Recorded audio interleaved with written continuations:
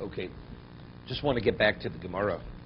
The Mishnah itself presents many cases, either by whether the person's a Yisrael or a Bas Kohen or a Kohenes, where she's not obligated or it's not valid. So the Mishnah says that a woman has no obligation to do smicha. Smicha is leaning on the korban. So there's an obvious question. We'll see in smichos. It's the type of question I was expecting from David yesterday, which he didn't ask. Smichos. Dichsiv, how do we know a woman has no obligation to smicha, to lean on the korban? Because the Torah says, Dabrel b'nei Yisrael v'somach. You should speak to b'nei Yisrael. They should lean. B'nei Yisrael somchos, b'nei Yisrael somchos. So there's a question which they ask. I mean, you find the word b'nei Yisrael mentioned multiple times throughout the Torah. So if it's mentioned continuously, so we normally don't interpret it as an exclusion. For instance, we normally say b'nei Yisrael to exclude the non-Jew. It's not to exclude the woman. So why over here do we interpret the b'nei Yisrael to mean the male and not the female? B'nei Aaron something else. B'nei Aaron, that's clear. Right. Or Emerald Kohanim. B'nei Aaron. So could have said Kohanim. What does it have to qualify? B'nei Aaron? B'nei Aaron v'lo b'nos Aaron. So that's clear. But over here, b'nei Yisrael normally is all-inclusive. It's a generic term for Jews. Jews are b'nei Yisrael. But over here, we're using it as an exclusion. But they address it. He probably says something on the bottom here, does he? No. But B'nai Yisrael, the question is B'nai Yisrael, maybe it's a generic term. Maybe it doesn't mean the male reference is not really a male reference. That's the way Jews are called. Jews are called B'nai Yisrael. If I want to differentiate between a male and a female, it says B'sagid Beis Yaakov. So Beis Yaakov, clearly, it's clear. The Torah is discerning between the two groups. There's the B'nai Yisrael and there's Beis Yaakov. Right? Beis Yaakov are the women. But over here, where Torah says B'nai Yisrael would mean men and not women. It's difficult. No, samach is also samach is the same thing. No. Samach, even though it's a masculine, but always the Torah speaks in the masculine. Throughout the Torah, it speaks. That's what he says. That what? It's what David just said. Samach is the key to it. When you combine the two, you don't know whether B'nai Yisrael refers only to the sons. To the males. To the males. How else should the Torah say? How else should the Torah say it? I mean, the word, it's masculine singular. Samach. That comes It's the singular. The singular. It doesn't say v'samchu. Correct. Okay. Masculine singular. But they address it. They address the question. They address this question. The samach. So that elucidates that B'nai Yisrael means the male and not the female. Of course, it's the singular. It means the grouping. The group of males to exclude the females, the women.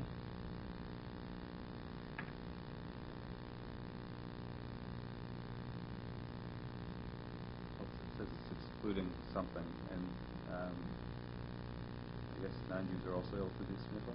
No. I mean, factually, there's a machlokes b'sham b'Hillel in Be'ah. On Yom Tif, if you bring a korban, do you do smicha on the korban? B'Shamai says you don't do smicha. Why? Because the halacha is when you lean on the korban, you have to lean with all your weight. Correct? You have to lean with all your weight. So it has a semblance of riding an animal. When you ride an animal, all your weight is on the animal. So therefore, rabbinically, B'Shamai says one doesn't do smicha on Yom Tif. B'Hillel says you do smicha. Mitzvah is to do smicha. We're not going to interfere. What's the machlokes? It's interesting machlokes. There's a question, takif l'smicha shchita, that the smicha has to be immediately before the shchita. You can't do smicha before Yom Tif, and then you do the shchita the next day. You do smicha erev Yom Tif, and when you bring your chagiga on Yom Tif, you do the shchita. The Hillel is of the opinion, takif l'smicha shchita. There cannot be any interruption between the smicha and the shchita, so therefore, Torah says you have to do smicha. You can't do the smicha before, because to be out to the chagiga, it has to be slaughtered on Yom Tif. So how do you reconcile the issue? You can't. So rabbinically you should have began, but Chazal, the Torah says when you bring the korban, chagiga, you have to do smicha, and there's no way to do it earlier. Therefore, you do it on Yom Tif. Shami says no, it's not a problem. You're able to separate the smicha from the shechita. Do the smicha before Yom Tif, and you do the shechita on Yom Tif. So you're able to reconcile the problem. Because we always mention there's a taz, so it's a tosis in Bava Metzia. Chazal are never empowered to uproot a mitzvah. If the Torah says you have to do something, Chazal can't say don't do it. Right? There's a question which is asked, why don't we blow a shofar Rosh Hashanah b'Shabbos? Shemi Sakin Klishir. Excuse me, Shemi Yavin Dar Mishusarab. Because you may transport in public domain. That's why we don't blow shofar for Rosh Hashanah falls on Shabbos. So the Taz asks, a shofar is a musical instrument. Why doesn't one play the musical instrument on Yom Tov or Shabbos? Because he may perfect the musical instrument. So we should say the reason why one doesn't blow shofar on Rosh Hashanah, Shabbos, B'Shabbos, Shem Yisad Klishir. So the Taz says, if that be the case, if that's a concern, you shouldn't be able to be permitted to blow shofar even on Rosh Hashanah, which doesn't fall out on Shabbos. So he says, if that's the case, why not? If there's a concern of Shem Yisad Klishir, and they have the ability to uproot a mitzvah, they say, you know something, since there's this concern, one shouldn't blow shofar even Rosh Hashanah, regardless of when it falls out. So what's the answer? The Torah says, if the Torah is aware of this, and the Torah says there is an obligation to blow shofar, you're uprooting the mitzvah. They were never empowered to nullify a mitzvah where the mitzvah is no longer applicable. As a result of that, they had to come up with another reason. What's the reason? Shabbos, there's a reason which applies, a concern for Shabbos doesn't apply to Yom Tov. Shami Yarim Shusarabin, you may transport Dalam Shusarabin, that's Shabbos, that's not Yom Tov. If the Torah says, take of the Smicha Shechita, Torah says you have to bring a Chagiga on Yom Tov. So what's the Torah saying? You must do Smicha. According to Beis Shammai, the Beis Shammai says that you could separate the Smicha from the Shechita, right? So you could do the Smicha before Shabbos, before Yom Tov, and you bring the Chagiga on Yom Tov. Good. That's take it. No, that's something else. That's consecration. He was consecrated right before he bought it. Because he was that's Baltacher. That's something else. We're talking about the smicha. No. The smicha. We're talking about smicha. You can't separate smicha from shechita. So therefore you do it on Yom Tov. There's no other way to work it out. Okay?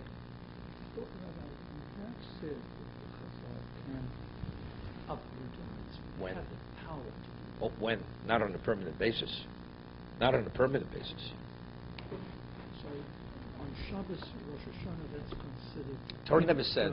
No, it's not permanent. It's not impermanent. It's if it should fall on Shabbos. The Torah never says you must blow shofar only on Shabbos. If Torah said you must blow shofar on Shabbos, they couldn't uproot that either, because Torah says it's something not to be concerned about.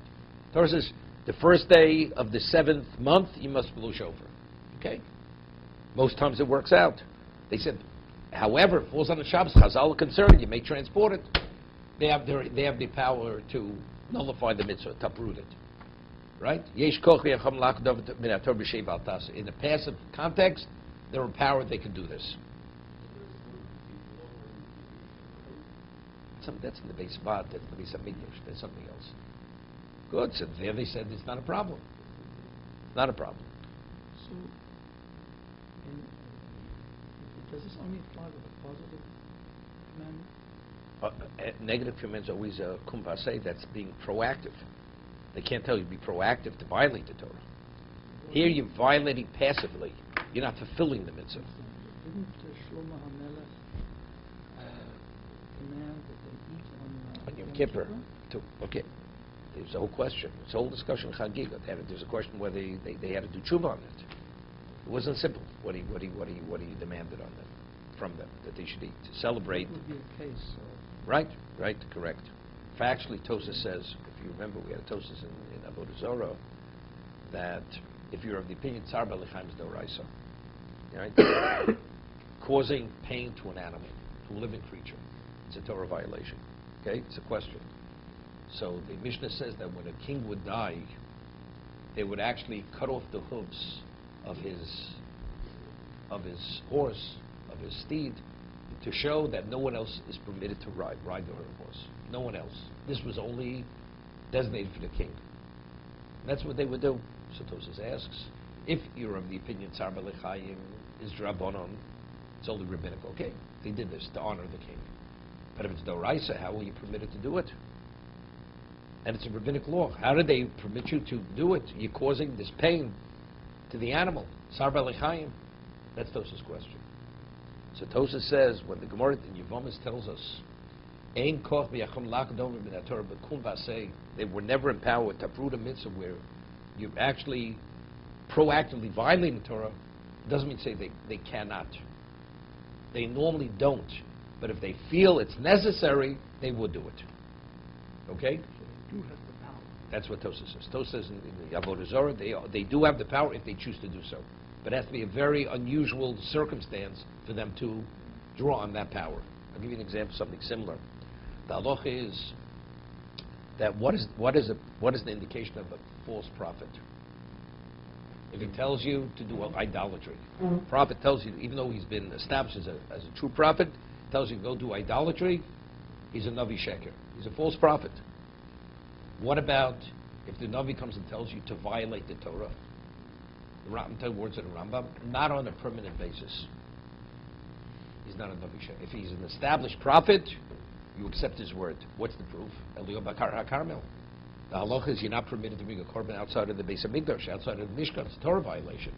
And yet, on Har HaKarmel, to prove that he was the true prophet, and they were the false prophets by Nevi Abal, how was he permitted to do it? Right. The answer is, since it was what? He was a Navi Emes, he was an established prophet, a true prophet, he was able to do it. But again, that was only a one. But it doesn't make a difference. But he's violating the Torah. Doesn't make a difference. No, but no, it will be the same thing. Rambam says it makes no difference. As long as it's not on a permanent basis, if the Navi tells you to do it, you do it. It's always over there speaking Lemigdor Milsa. Lemigdor Milsa is to protect the Torah. But to protect the Torah is not where you're uprooting the Torah. So if it's a one-time or a temporary, then you listen to the Navi. So you see over there, even though you're actively uprooting, you're violating the Torah. So similarly, regarding the Chachamim, they were empowered, if they feel it's necessary, even to uproot a mitzvah, to be proactive, to violate the Torah, they're empowered to do this. Okay?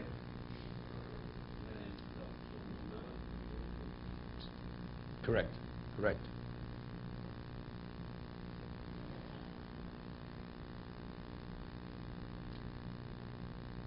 Tenufos, waving the korban. How do we know that a woman has no obligation of tenufa waving the korban? I mean, if a woman would bring a shlomim, she would not wave the shlomim. Man, if he brings the shlomim, he has to wave it. Dabrel b'nei Yisrael vehinif. Again, doesn't say venifu. It's in the singular. He shall wave b'nei Yisrael menifin, vein benos Yisrael menifos. Right? The men wave the korban, the women do not. Hagoshos. What about touching the korban, the mincha? Now this is specific to the Kohen, the Kohenes. Only the male Kohen does hagosha, not the female. Dichsiv zos Torah hamincha hakriv osa b'nei Aaron. B'nei Aaron v'lo b'nos Aaron. They should bring it close, the b'nei Aaron, to exclude the women. Kemitzos. The women bringing for somebody else? Even for themselves. Even themselves. But we're talking specifically here, though. B'nai Aaron is some of the... They're officiating. It doesn't make a difference. Officiate on their own behalf, on behalf of someone else, doesn't make a difference. Why do we think that woman would be even allowed to bring for someone else? Women Kohanim. Why not? She's a Kohenes. That's what we said. You see, you need multiple exclusions in every aspect of Avoda to exclude her. See, because a woman also has a Kedusha, and we showed. Woman eats Truma. Right? Because she's a Bas Kohen. But we need exclusions to show us that it's just the men, Kohanim, that could bring the korbanos to other people. The avoda. How do you know that? How do you know that? Right. How do you know that? But we're talking about different aspects of the avoda. Kemitzos. V'ivio el b'nei Aaron. You should bring the mincha. in the feminine, it's the mincha is feminine. Ve'ivio el b'nei Aaron v'komatz. B'nei Aaron v'lo b'dos Aaron. The male kohanim, not the women. Haktoros, sacrificing. Dichsiv v'ktiru oso b'nei Aaron. V'komatz. Excuse me. B'nei Aaron v'lo b'nos Aaron. See, here it's in the plural. It's not in the seat. By Hagosha, it said, right? It says Hakrev also. Right? Hakrev in singular. Doesn't say Hakrivu also. Here, in regard to Kmitza, it says also V'komatz. Haktor says Viktiru. Viktiru also, that's plural. But still, B'nei Aaron, that's not generic. Right? It could have said HaKohanim. What does that say, B'nai Aaron? So therefore, the B'nai comes to exclude the women. But that's in every case. No, the other ones, it was similar to B'nai V'Samach. It's in the singular. B'nai Aaron. No. Again, Jews generically are called, men and women are called B'nai Yisrael. So therefore, we need the singular to indicate it's to exclude the women. Wait a second. Wait 1 second. Right? Same thing with Tnufa. Dabar al B'nai Yisrael Behenif in the singular. Waving. Now we come to the Hagosha. Touching to the mincha to the Mizbeach. Zos Toras HaMincha Hakrev Oso B'nei Aaron. 1 second. So similarly you say it's in the singular. Actually, that's how it happens. There's only one person doing it. Same thing before. Yeah, everything. No. What about smicha? But we said the proof before was. Then you missed the point. Yeah, I know, but It's misomach. Say the same thing. Only one person does smicha. There is no, if you look at it, David took it out of the footnote. It skips. The footnote doesn't talk about it. Footnote says that it skips, that B'nai Yisrael refers to the smicha because it couldn't refer to something earlier than that, because But maybe, more rapidly. wait a second, but maybe in B'nai Yisrael's, what's the name, is the generic reference to Jews. That's the question. How do you know it comes to exclude women? Because the previous ones, previous things that happened, B'nai Yisrael shows up a little before, for some events that can actually be done by going and bringing Kabbalah.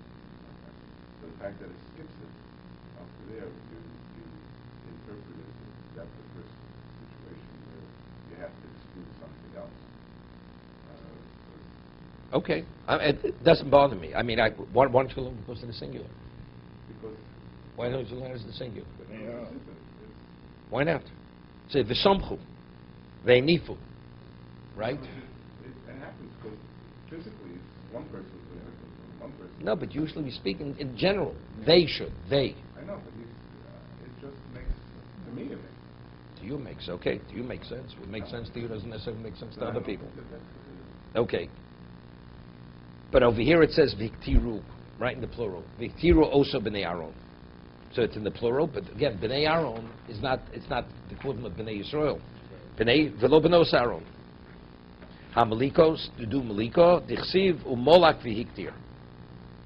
It says you should do the malika and then the sacrificing. And we already excluded the woman from hiktir, right, because of b'nei Aaron.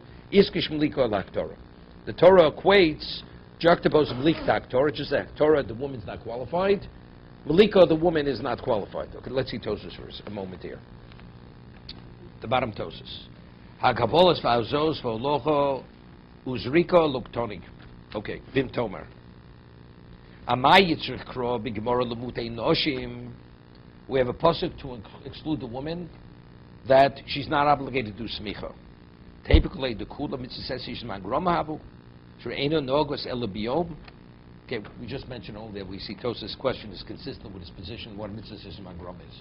Since a person can only bring a korban during the daytime, so if that's the case, what do we need a pasuk to tell us a woman's not obligated? It's understood she's not obligated. So Tosa's answers.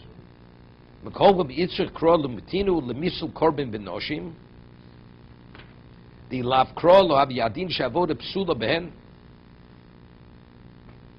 Right? Let's say Kabbalah. If a woman receives the blood, a kohenes, she's not qualified, right? But you realize a korban without Kabbalah, without Zrika is not a valid korban. What about a korban without smicha? Person was supposed to do smicha, did not do smicha, did not lean it. It's a valid korban, right? So there it's more good. See, for hazah and for Zrika, there I need a puzzle to exclude her. Mitzvah Shema Groma doesn't tell me it's puzzle, correct? But when Torah says B'nei Aaron, v'lo b'nos Aaron, Torah tells us no, she's not qualified. It's not a valid sacrifice, and not valid receiving, it's not a valid sprinkling. So therefore, Mitzvah Shema Groma is not sufficient. But the question is going to be in a moment, but what about smicha? He says, how do we know that the avoda is not valid? It's possible.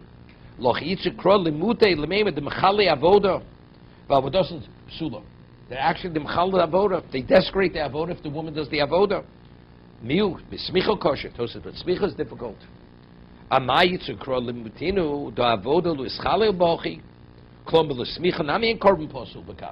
If a person is meant to do smicha and doesn't do smicha, the korban is not invalidated. Let's say a woman would lean on the korban. The korban is not invalidated. So if that's the case, what do we need a pasuk to exclude the woman? It's understood she's not obligated. The others, I need a pasuk to tell me the woman's not qualified because if she does it there, it will disqualify the korban. But smicha, what is the value of telling me that she's exempt? I know she's exempt. It's a Mrs. Magrama, because even if she does it, she will not invalidate the korban. I need a pasuk to exclude her. Why? Right? The Torah says, the Torah juxtaposes smicha to shchita. Correct? So if that's the case, ma shchita ksher b'noshim, a woman is qualified to do shchita even on a korban. Right? Shchita ksher b'zor. Shchita is valid even if a non-kohen does the shchita. Kednam b'zochim. Mais v'shmaitz kamais shchita schul nekol apsul neshishochtu shchitosum kshera shashchita ksher b'zorim u'b'noshim. Whether you're a non-kohen or woman, she's qualified to do shchita. Absmicha ksher b'noshim. So I would say just as the shchita of a korban, a woman is qualified and she doesn't invalidate it. Excuse me. It's ksher b'noshim. Lohachi yitzurch lemuteg. No, it says v'somach v'shochat. It's the juxtaposed. One word apart. Not once. One word apart. So I'd say maybe she's obligated. I'd say she's obligated. Good question. Good question. Good question. Because we find that in certain korbanos, she does have to do the tenufa by sota, right? So I'd say just as there. Okay, your question. Now, I think it's a good question. No, so I'd say just as there, she's obligated to do tenufa, she's obligated elsewhere. No, but whatever, let's talk about smicha. It says, because since smicha is juxtaposed to the shechita, and she can do it, okay, so that's the question. That's the question we're asking. Invalidated doesn't invalidate. If she does it, but the question is she obligated to do it? What do we need to say? She's not obligated to say it's my grandma. Okay?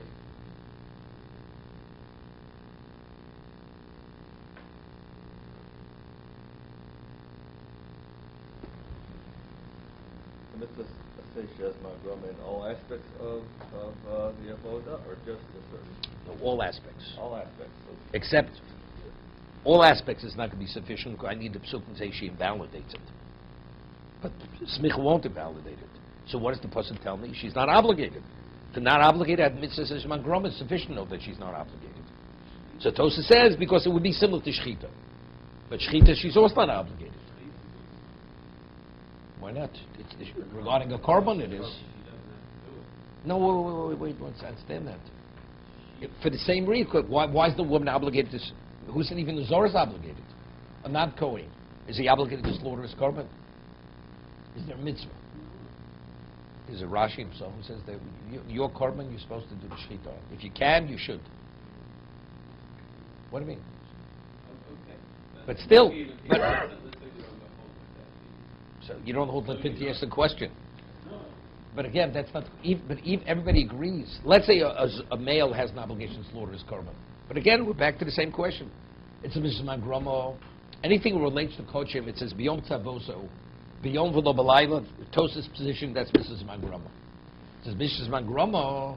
So what do we need to post? She's not obligated. It's understood she's not obligated. So what's his answer? Because smicha is juxtaposed to shchita. As her shchita is valid, her smicha would be valid. Therefore, she's able. We're not saying she's not able. Let's say she's able. What does able mean? What would be the prohibition for a dushchita? We know, but that's Tosa's original question. We knew she doesn't disqualify it. That's that's the basis of his original question. If she leans, it does not disqualify the korban. She waves, it doesn't disqualify. Correct? Doesn't. No, but he says waving it's even better because I find elsewhere she is obligated. So I would make. But how's he answering smicha? It's difficult. I mean, I had this difficulty, right? Because smicha should be no better than shchita, right?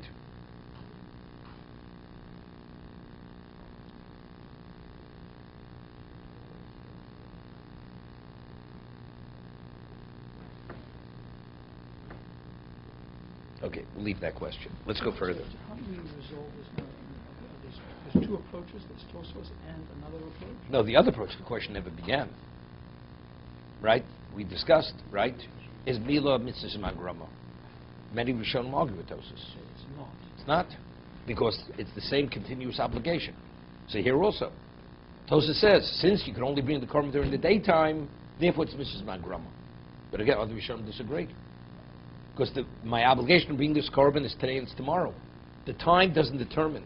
The time only tells me when is it valid. But does it determine the obligation? Doesn't determine the obligation. It's the same mitzvah, always. It's like Mila. Correct. Okay?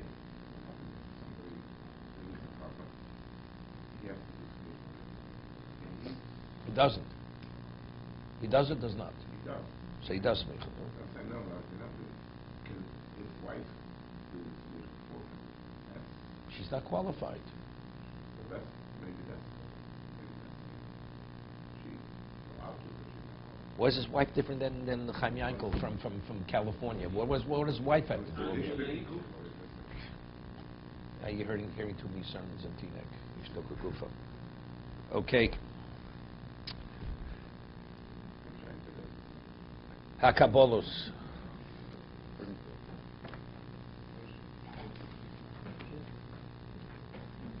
Receiving of the blood.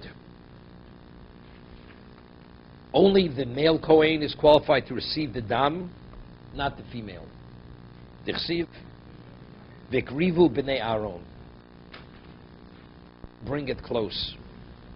V'mamar, we learned in Zvochim, Hikrivu zu kabolos adam. Hikrivu is the receiving of the blood. Since it's b'nei Aaron again, b'nei Aaron v'lo b'nos Aaron. Hazos. Literally, hazos means sprinkling. Now, the Gemara has a question. Sprinkling. What are we sprinkling? Hazo dehecho. Either para, are we speaking about, where was the paraduma slaughtered? It was slaughtered in the Haramishko, right? Harazesef. Even though it's kochim, Gzeres Kosev, and he sprinkles the blood towards the base of Mikdash, right? In that direction. So who's qualified to officiate regarding the paraduma? The red heifer, only the Kohen Gadol, the high priest. So if a Kohen Hedget's not qualified, is there even a consideration that a Bas Kohen should be qualified? That's the question. So either para eloza kosabo. So it's understood that a woman has no relevance to paraduma. We're not sprinkling the blood of the paraduma. Either bifnim, is it the korban that you sprinkle the blood on the parochas, towards the parochas, and on Mizbech Hazov, HaKohen HaMashiach kosabo. Right? So again, the Kohen Hedge is not qualified. So if the ordinary Kohen is not qualified, definitely the female is not qualified. I'm sorry, what you said for is sacrificed? It's not sacrificed. It's burnt. It's burnt. They use the ash. You said by Harazeh. No, that's where they slaughtered. They sprinkled the blood towards the base of Mikdash. So it's not slaughtered. In the base of Mikdash. No. No. Even though it's called Chatos.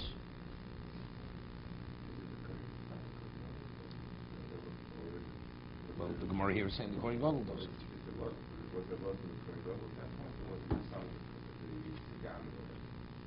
It's Kohen Gadol. No, the one who slows doesn't become tummy. Okay. El Hazor the Ben Of. When it says the Hazor here, the sprinkling, it's speaking about the Ben Of, the bird. That when you take the Chatos Of and you take it by its neck and you shake the blood towards the Mizbeach, that's Hazor. The woman is not qualified for this. The Bas Kohen is not qualified for this. Dasi B'Kal V'Chomer. And that I learned from B'Kal V'Chomer. What's the bentzon? From a slaughtering of a regular korban. Ma bentzon shelo kova lo kohen l'shchitoso. Kova lo kohen lazoso. A shlomim. Right? A chatos. A non-kohen is qualified to shchita, right? Shchita is kser bezor. But for the sprinkling, a what? It's right. The Torah says it must be a kohen. Ben Of shekovado kohen leblikoso. So the Ben Of, where the Torah says only the kohen is qualified. Odin she yikvado lazoso. There's no question. It's only the male kohen, not the female. That's how I know that the Bas Kohen is not qualified. The Kal V'Chomer. Again, there's a question which is asked. Rabbi Simcha asked the question. Normally, how do you consecrate a korban? When you consecrate a korban, it's called Kedushas Peh. Verbally, you consecrate it. When you verbally consecrate an animal, what level of Kedusha does it rise to? It's called Kedushas Mizbeach. It's designated for the Mizbeach. If you benefit from it, you mow it. Okay? What about you want to redeem it? You can't redeem it. If it's not a balmum. If it's not blemish, you're not able to redeem it because it has Kedushas Mizbeach. Now, let's say you take the flour for a mincha. The mincha. The volume of flour which minimally you need for the mincha, and you consecrate it. What level of Kedusha does it assume with the consecration? It's called Kedushas Domim. Let's say after you consecrate it, you want to redeem it. You consecrate it, you want to take it out of the Beis HaMikdash. It doesn't become invalidated with Psul Yotzei, right? A mincha, once it's put in the Kli Shoresh, you take it out of the Azora, it becomes invalidated. It's called Psul Yotzei. So the question is, why, regarding the korban, immediately with verbal consecration, it assumes Kedushas Mizbeach, and the mincha, with verbal consecration, does not assume Kedushas Mizbeach? Yeah, that's the question Rameh Simcha or Sameach asks.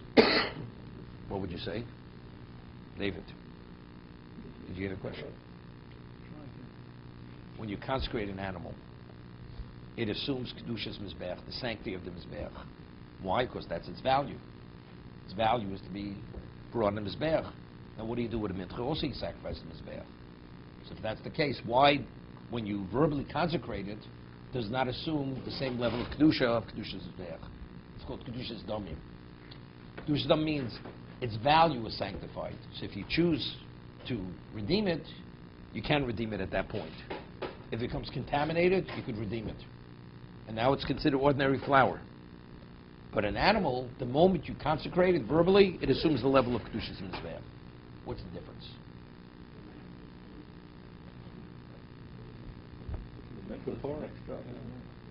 No, you have it in a box. You have it in an ordinary vessel. It has to be put in a Kli Shoresh. It has to be put into a ministering vessel to assume Kedushas Mizbeach. If you don't put it in that Kli Shoresh, it does not assume that Kedusha. Once you put it there, now if it becomes contaminated, you have to burn it. It has to be destroyed. You take it out of the Azora, it becomes invalidated. But again, meaning verbal consecration is not sufficient. To bring it to the other level, it has to be put in the Kli Shoresh. Why? So Rabbi Simcha says something for now. What's the halacha? A person goes and he consecrates less than the amount that's needed for the mincha. Or puts it in the Kli Shoresh, less than the amount. It's meaningless. Right? You have to have a shear. You need a volume. If it's less than the volume, it's not a mincha. Now, there's a concept known as tziruf kli. When you put something in a mincing vessel, it actually combines it, that you look at it as one entity. Now, what's flour? It's particles. So let's say you look at each particle as a separate entity, and you consecrate. It's like a person would consecrate multiple entities. But in terms of volume, it's not considered a volume. When do you see it as one entity being considered the volume? That's what it's put into klishares. So therefore, before you put in the klishares, you see it as separate entities. They're separate entities. So what is it? It's only kedushas damim. It's like consecrating something which is less than the minimum volume, right? But since this exercise called sir of kli, the klishares unifies it. They become one entity. So now it's called a mincha. So now that it becomes a mincha, so the klishares, which is a holy vessel, brings about that level of consecration.